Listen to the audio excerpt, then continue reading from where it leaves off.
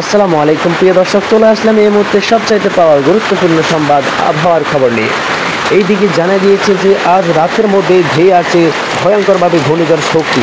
এর ফলে আঘাত হানতে পারে খুলনা, ঢাকা, রংপুর, সিলেট সহ আরও কয়েকটি জেলার মধ্যে আঘাত হানতে পারে। আপনাদেরকে সতর্ক করে দিচ্ছি, সবাই সাবধানে থাকবেন। এদিকে কামাল পলাশ জানিয়েছেন যে পানির উচ্ছ্বাস প্রতি কিলোমিটারে 10 থেকে প্রায় 12 কিলোমিটার পর্যন্ত ধেয়ে আসছে।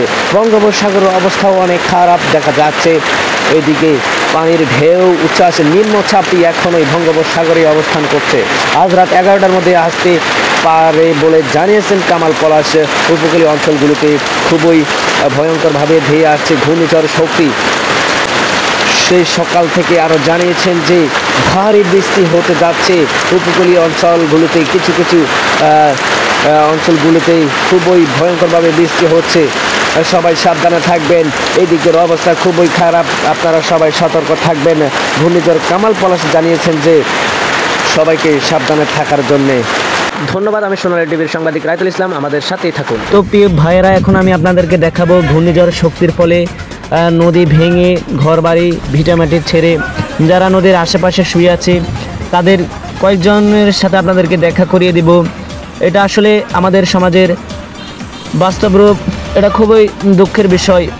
এই যে আমরা একজন চাচাকে দেখতে পাচ্ছি, একটা কাঁথা গায়ে দিয়ে শুয়ে আছে। দেখি ওনার কাছ থেকে আজকে জানবো কিভাবে উনি ঘরবাড়ি ছেড়ে এখানে শুয়ে আছে। এই যে চাচা, শুনতে পাচ্ছেন? আসসালামু আলাইকুম, ভালো আছেন?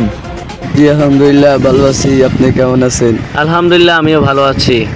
আপনি এখানে শুয়ে আছেন কেন? বাবা, ঘূর্ণিঝড় শক্তির কারণে আমাদের বাড়িঘর সব ভেঙে চুরে সব কিছু নদী ভেসিয়ে নিয়ে গেছে। ভয়ঙ্কর ঘূর্ণিঝড় শক্তি আমার বউ বাচ্চা সবাইকে ভাসিয়ে নিয়ে গেছে। আপনারা সবাই আমার জন্য দোয়া করবেন, আমার বউ বাচ্চার জন্য সবাই দোয়া করবেন। আমি যেন ওদেরকে আবার ফিরিয়ে পাই।